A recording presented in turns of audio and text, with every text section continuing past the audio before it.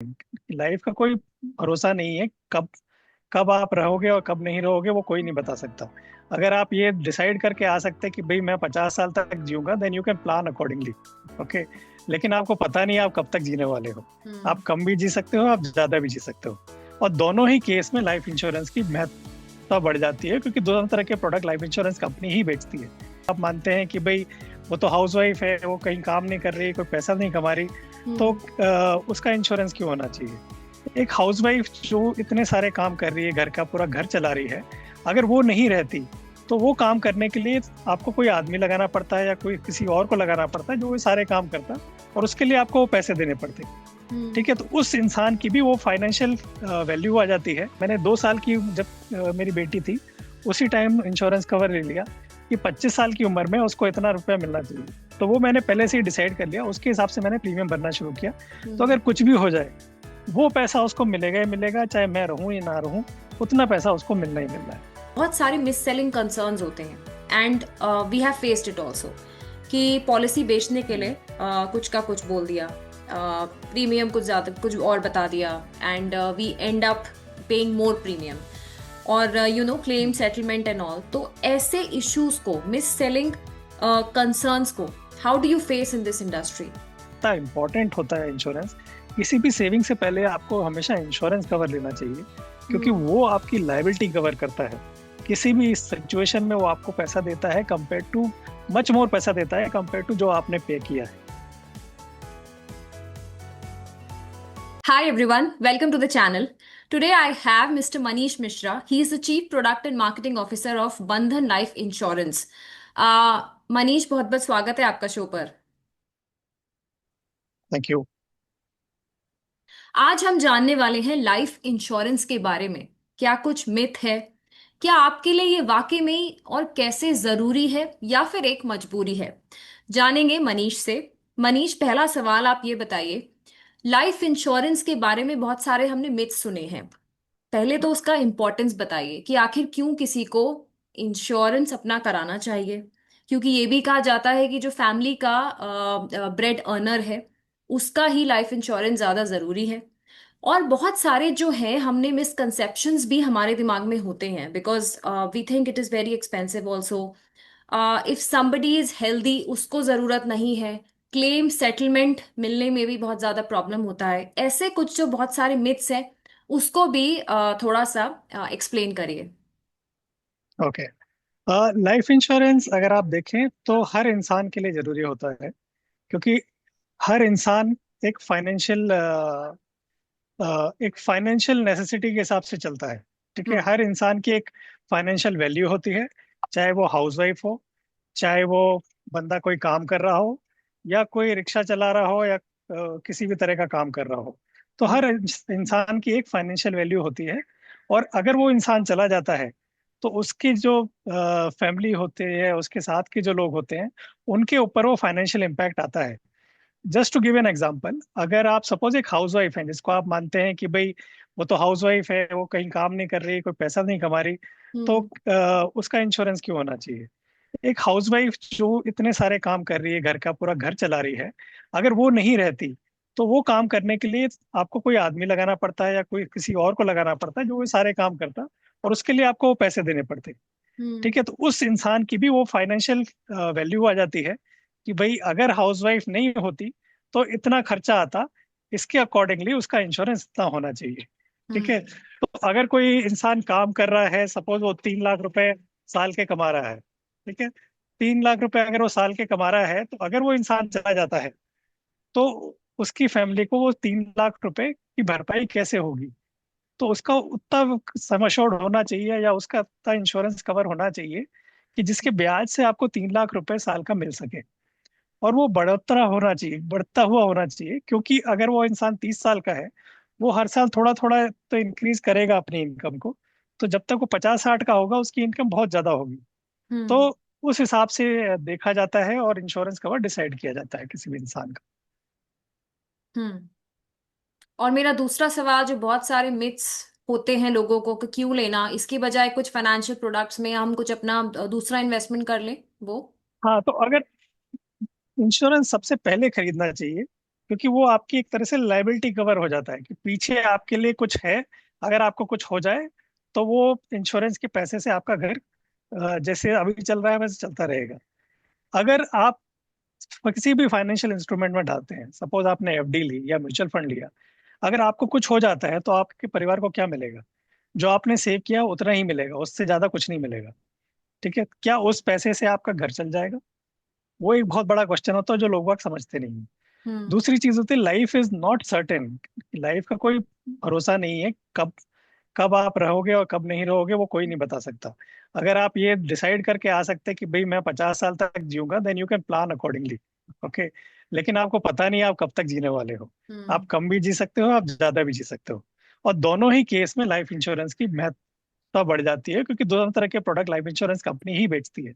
या तो अगर आप ज्यादा जी गए तो पेंशन प्लान, जो जब तक आप जिंदा रहोगे आपको पैसा मिलना चाहिए। हम्म। या अगर कम जिए तो लाइफ इंश्योरेंस कवर कि पैसा आपको, परिवार को मिल जाए, सो दैट वो कंटिन्यू कर सकते हैं लाइफ को विदाउट एनी फाइनेंशियल इम्पैक्ट।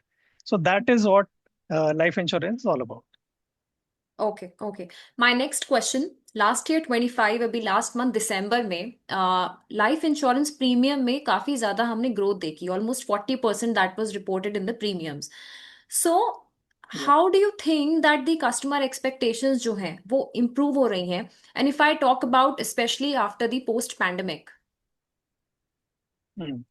तो पोस्ट पेंडेमिक हमने पहली चीज देखी कि suddenly people started giving importance to life insurance. Hmm. लोगों को लाइफ इंश्योरेंस का महत्व समझ आने लगा, क्योंकि सबने किसी ना किसी तरह से अपने परिवार में या एक्सटेंडेड परिवार में किसी ना किसी की मौत देखी। हम्म। और हम्म। जैसे ही उन्होंने ये देखा, उनका उसका फाइनेंशियल इम्प्लीकेशन भी देखा कि हाउ उन फैमिलीज पे क्या असर पड़ा, उनके लिए कितना मुश्किल रहा बाहर आना। जिनका कवर था उनके लिए कितना आसान था, कितना रिलेटिवली बेटर था। तो वो जो डिफरेंस देखने को मिला, उसकी वजह से लाइफ इंश्योरेंस और हेल्थ इंश्योरेंस दोनों प्रोडक्ट का महत्व बढ़ा, और लोगों ने बहुत सारे लाइफ इंश्योरेंस कवर और हेल्थ इंश्योरेंस कवर खरीदने शुरू किए। जो लोग बाग नॉर्मली 25-30 लाख या 50 लाख तक का कवर लेते थे, वो सडनली 1 करोड़ और 2 करोड़ का कवर मांगने लग गए। तो वो एक बहुत बड़ा चेंज हुआ पेंडेमिक के बाद। हम्म। अभी जीएसटी हटने से एक और एडवांटेज हुआ कि लोगों का 18% प्रीमियम का हिस्सा जीएसटी में गवर्नमेंट की तरफ जाता था। तो सडनली वो 18% अब लोगों को अपने हाथ में मिलने लग गया। So hmm. That also help. कई लोगों ने सोचा ये 18% बच ही रहा है, तो मैं अभी सेव कर दूंगा तो बेटर रहेगा। तो उसलिए उन्होंने इंश्योरेंस में डलना शुरू हुआ और इंश्योरेंस का प्रीमियम बढ़ना शुरू हुआ। तो वो जीएसटी के हटने से जो 18% का बेनिफिट कस्टमर को मिला है, वो उधर इंश्योरेंस प्रीमियम में बढ़ोतरी के रूप में पास हुआ है। ओके। अच्छा, इंश्योरेंस को ये कहते हैं कि इंश्योरेंस आपका अलग होना चाहिए, that should not be compared with the investment. So how do we approach for that? मतलब इसको एक इन्वेस्टमेंट लेके चले या एक कॉन्टिजेंसी प्लान मान के चले? इंश्योरेंस में दो तरह के प्लान होते हैं। एक तो आपका जो टर्म प्लान होता है, जो प्रोटेक्शन के लिए, जो कंटिजेंसी प्लान की तरह आप यूटिलाइज कर सकते हो। दूसरा होता है सेविंग प्लान्स। हम्म। सेविंग प्लान होते हैं लंबे समय के लिए। आप कभी भी छोटे समय के लिए इंश्योरेंस को एज अ सेविंग प्लान नहीं देख सकते या इन्वेस्टमेंट प्लान नहीं देख सकते। वो हमेशा 10 साल से ऊपर का होना चाहिए। 10, 20, 25, 30, जितना लंबा आप सोचेंगे उतना अच्छा आपका लाइफ इंश्योरेंस प्रोडक्ट से रिटर्न आएगा। हम्म। उसमें फिर आपको ये देखना चाहिए कि भाई आप किस तरह के इंसान हो। क्या आपको रिस्क पसंद है? आप इक्विटी मार्केट वगैरह फाइनेंशियल मार्केट्स में इन्वेस्ट कर सकते हो, उसका रिस्क बियर कर सकते हो, तो हाँ। यूनिट लिंक इंश्योरेंस प्लान आ जाते हैं। या आप अगर रिस्क अवर्स हैं, जैसे आप अपने बच्चे की पढ़ाई के लिए या बच्चे की शादी के लिए बचाना चाहते हैं, और उस टाइम वो पैसा यूज करना चाहते हैं कि अगर कुछ भी हो जाए मार्केट कंडीशन में, आपको वो पैसा उतना का उतना मिलना चाहिए, हम्म। तो आप फिर नॉन पार्टिसिपेटिंग या पार्टिसिपेटिंग इंश्योरेंस सेविंग प्लान में जा सकते हैं। नॉर्मली जैसे मैंने अपने बच्ची के लिए प्लान किया, मैंने 2 साल की जब मेरी बेटी थी, उसी टाइम इंश्योरेंस कवर ले लिया कि 25 साल की उम्र में उसको इतना रुपया मिलना चाहिए। तो वो मैंने पहले से ही डिसाइड कर लिया, उसके हिसाब से मैंने प्रीमियम भरना शुरू किया। तो हम्म। अगर कुछ भी हो जाए, वो पैसा उसको मिलेगा ही मिलेगा, चाहे मैं रहूं या ना रहूं, उतना पैसा उसको मिलना ही मिलना है। तो उस तरह का सेविंग एटीट्यूड लेके आप इन्वेस्टमेंट की तरह इंश्योरेंस प्लान को सोच सकते हैं कि वो कंटिजेंसी भी है, अगर आपको कुछ हो जाता है तो भी आपके बच्चे को वो पैसा मिलेगा। अगर नहीं होता है तो वो पैसा जुड़ के उतना रिटर्न किया उसको तरह आपके बच्चे को मिल जाएगा। अगर आप उसमें यूलिप का एक्सपोजर लेते हैं तो वो जैसा म्यूचुअल फंड में मिलता है, ओनली डिफरेंस इज अगर आप 2.5 लाख से कम प्रीमियम पर भर रहे हैं और 10 गुना आपका कवर है, तो वो पैसा आपको टैक्स फ्री मिल जाएगा। नहीं तो आपको 12.5% टैक्स भरना पड़ेगा, आप किसी भी म्यूचुअल फंड में डाल रहे हैं तो। आपने एग्जाम्पल दिया अपनी डॉटर का, आपने गोल था, आपने उसको कर दिया। सो हम्म। जैसे किसी का गोल है, उसको भी अचीव करने के लिए ले सकते हैं। And apart from that, is it an investment tool for the retirement planning also? Yes, retirement planning insurance is only product which gives you a guarantee of a life long income.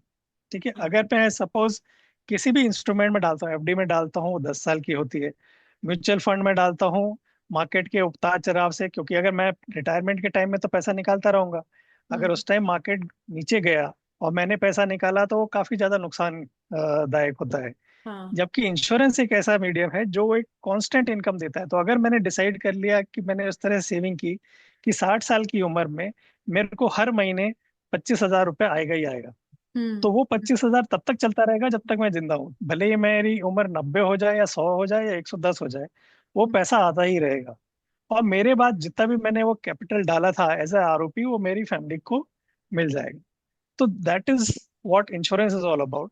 Hmm. Long term में क्या होता है, उसका भी मैं आपको example देता हूँ। जब 96 97 में L I C pension product बेचती थी, तो उस टाइम इंटरेस्ट रेट होता था या एन्युटी रेट होता था करीब 9% या 10%। ओके। जबकि एफडी होती थी 13%, 12-13% के आसपास। ठीक है, हम्म। 12-13% की वजह से बहुत सारे लोगों ने वो प्रोडक्ट नहीं खरीदा कि भाई 9% मिलेगा, क्या फायदा, बैंक में डालूंगा मेरे को 12-13% मिल रहा है। हम्म। तो कुछ लोगों जो रिटायर हुए उन्होंने 12-13% पे डाला, और कुछ लोगों ने एलआईसी पॉलिसी खेल रखी की थी 9 पे, जो कंटिन्यू हुई। हम्म। 10 साल आगे बढ़ेंगे, 2007 के अंदर इंटरेस्ट रेट हो गया 6%। ठीक है, अब आपका एफडी आपने दोबारा रिन्यू करी, तो जो आपको 12-13% मिल रहा था वो सडनली 6% मिल रहा है। जबकि 10 साल में आपका इन्फ्लेशन भी आगे बढ़ गया, तो जिस जो खर्चा 12-13 पे चल रहा था वो 6 पे कैसे चलेगा, जबकि महंगाई और बढ़ चुकी है। तो hmm. Suddenly these guys found very difficult, उनके लिए वो मैनेज करना पैसा बहुत मुश्किल हो गया कि भाई उनकी सेविंग खत्म होना शुरू होगी। जबकि जो लोग थे जिन्होंने इंश्योरेंस लिया रहा था उनको अब भी 9 मिल रहा था, क्योंकि उन्होंने उस टाइम पे लॉक किया हुआ था। तो हम्म। उनको वो 9% तब तक मिलता रहा जब तक वो जिंदा रहे। जबकि जिन्होंने 10 साल के लिए डाला था उनके लिए वो टफ हो गया कि भाई एवरी 10 ईयर्स जो भी इंटरेस्ट रेट होगा, मेरे को उस रेट पे एफडी मॉडिफाई करनी पड़ेगी, या उस रेट पे मेरे को म्यूचुअल फंड का मेरे मॉडिफिकेशन करना पड़ेगा। तो हम्म। वो चैलेंजेस आ जाते हैं। ओके। अच्छा, ये बताइए, टर्म इंश्योरेंस ज्यादा महत्वपूर्ण है अगर मैं लाइफ इंश्योरेंस से कंपेयर करूं? हालांकि सर्टेन टर्म के बिल्कुल। लिए होता है वो, बट उसमें भी अलग अलग प्लान्स होते हैं। थोड़ा सा टर्म इंश्योरेंस के बारे बिल्कुल। में बताइए हमारी ऑडियंस को। तो टर्म इंश्योरेंस एक ऐसा इंश्योरेंस है जहाँ पे आप बहुत कम प्रीमियम पे करते हैं, एक बहुत रिलेटिवली सही सम एश्योर्ड के लिए।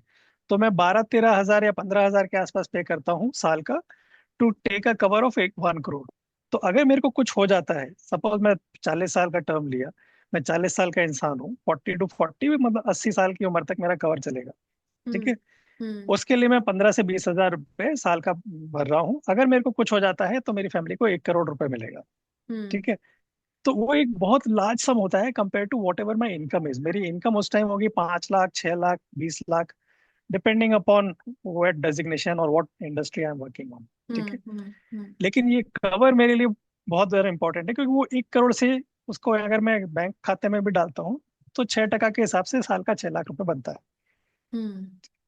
तो टर्म प्लान इस तरह का होता है। टर्म में एक टर्म आरओपी भी होता है। कुछ लोग होते हैं जिनकी आमदनी उतनी नहीं होती, और उनको ये डर रहता है कि भाई अगर मेरे को कुछ भी नहीं हुआ तो मेरे पैसे का क्या हुआ।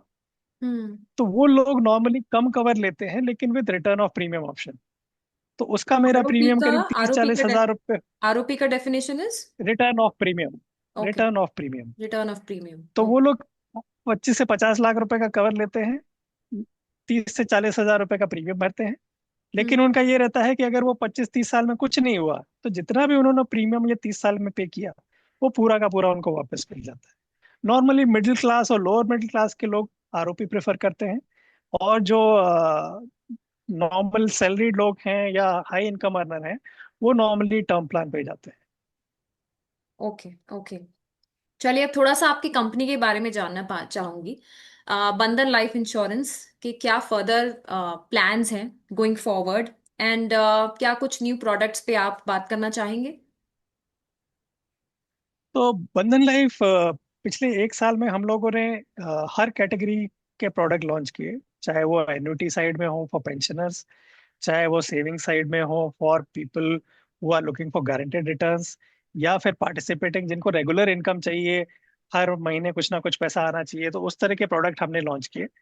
अगले साल हम सोच रहे हैं मोर ऑन प्रोटेक्शन और या कवर साइड में फोकस करेंगे, जहां पे हम इस तरह के प्रोडक्ट निकालेंगे, या तो ऑन द हेल्थ साइड या on the term side, where और the on the rider side, कि भाई जहाँ पे कम पैसा देके आपको ज्यादा ज्यादा कवर मिल सके और हम्म। आप प्रोटेक्शन साइड में ज्यादा मूव कर सकें। तो हम उस तरह के प्रोडक्ट के बारे में सोच रहे हैं, क्योंकि अब जीएसटी हटने से, 18% हटने से, वो इंसानों के लिए एक एवेन्यू मिल गया है कि जहाँ पे वो थोड़ा ज्यादा पे करके थोड़ा ज्यादा कवर हम्म। फैमिली के लिए कवर कर सकते हैं। हम्म। ओके। मनीष, आपको इतना सालों का एक्सपीरियंस है और आपके कंपनी का भी आपने बताया, तो एक बात बताइए, क्लाइंट से एक जनरल में एक व्यू लेना चाहती हूँ। बहुत सारे मिस सेलिंग कंसर्न्स होते हैं, and we have faced it also, कि पॉलिसी बेचने के लिए हम्म, कुछ का कुछ बोल दिया, प्रीमियम कुछ ज्यादा कुछ और बता दिया, and we end up paying more premium, और claim hmm, settlement and all. तो ऐसे इश्यूज को, मिस सेलिंग कंसर्न्स को, how do you face in this industry? Okay. तो बंधन लाइफ में हम लोगों ने एक चीज शुरू की है, प्री इश्योरेंस वेरिफिकेशन कॉल करके वो बोलते हैं उसको, जहाँ पे हम कस्टमर जब पॉलिसी खरीद रहा होता है, तब कन्वर्ट करने से पहले, जब तक वो उसका पैसा भी नहीं लिया होता है, उसने फॉर्म भरा है, उसके फॉर्म के बेसिस पे हम उसको कॉल करते हैं और हम्म। उससे बेसिकली पूछते हैं कि भाई आप किस लिए ये खरीद रहे हैं, आपने क्या खरीदा है, आप कितना प्रीमियम भर रहे हैं, वो हर साल भरेंगे या मंथली भरेंगे, किस तरह भरेंगे, कितने साल के लिए भरेंगे, कितना आपको मिलेगा। वो सारी बातें हम उससे उस टाइम करते हैं। अगर वो उस सब में बोल देता है कि हाँ मेरे को यही प्रोडक्ट बेचा गया है, मेरे को यही समझाया गया है और मैं ये खरीदना चाहता हूँ, तब जाके हम उसका पैसा डिडक्ट करते हैं अकाउंट से और तब उसको वो पॉलिसी इशू करते हैं। तो एक ये प्री इश्योरेंस वेरिफिकेशन की वजह से हम, हमारी कंप्लेन्स कम है। कम अभी तक 2 या 3 कंप्लेन ही आई हैं पिछले एक साल के बिजनेस के अंदर। So okay. That has been a benefit of this exercise that we have done.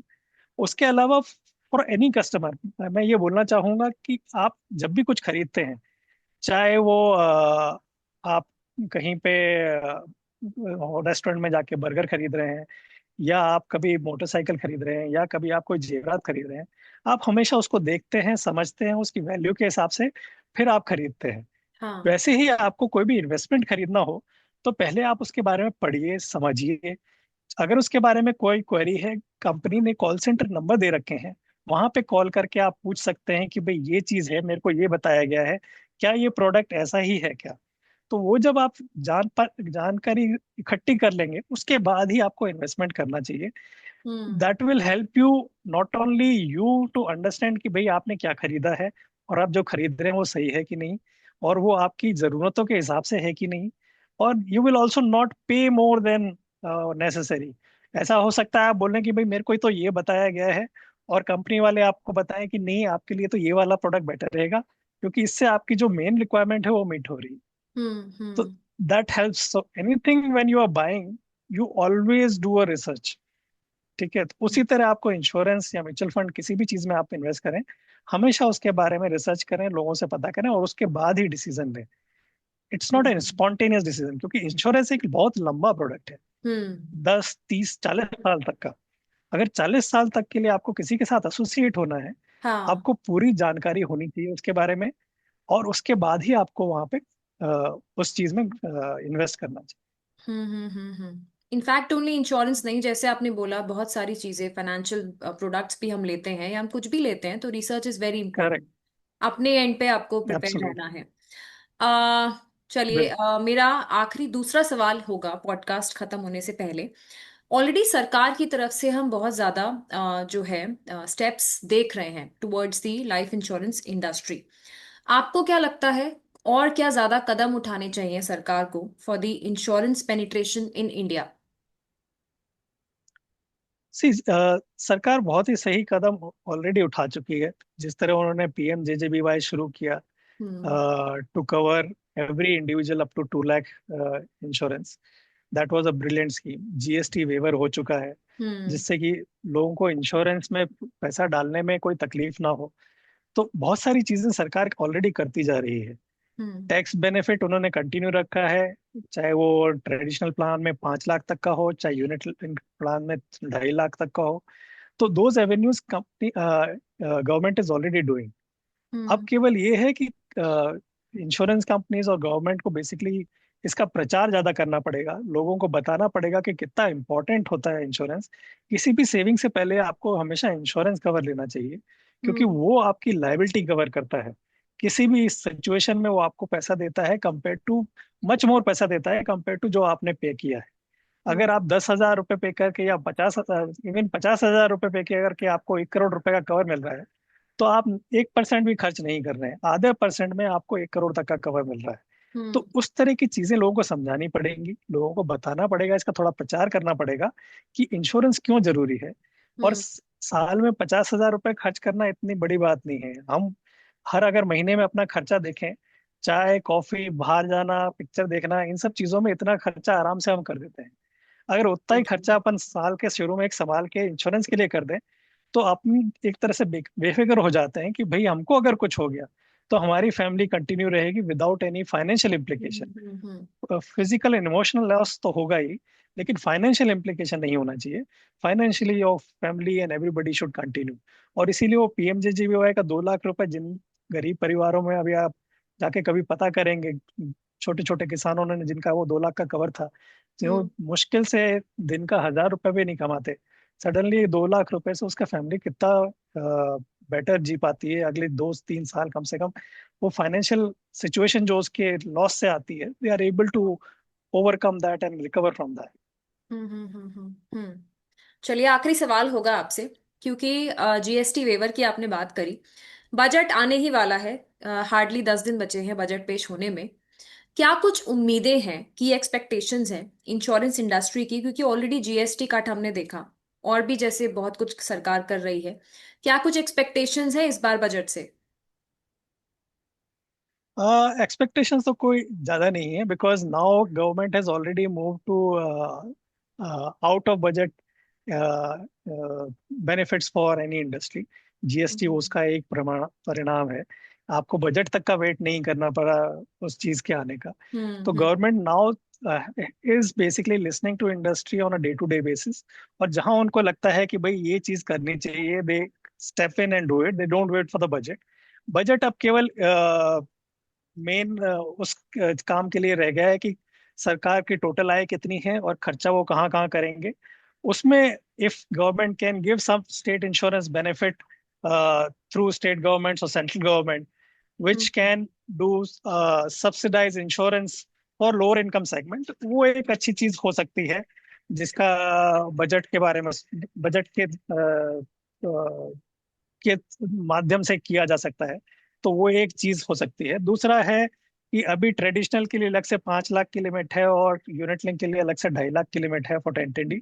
अगर वो 5-5 लाख दोनों की बराबर हो जाए तो कस्टमर के लिए आसान हो जाता है समझना कि भाई मैं यूनिट लिंक में भी 5 लाख तक डाल सकता हूँ, ट्रेडिशनल प्लान में भी 5 लाख तक डाल सकता हूँ, and continue to get my 10 10D maturity benefit बिना टैक्स पे किए।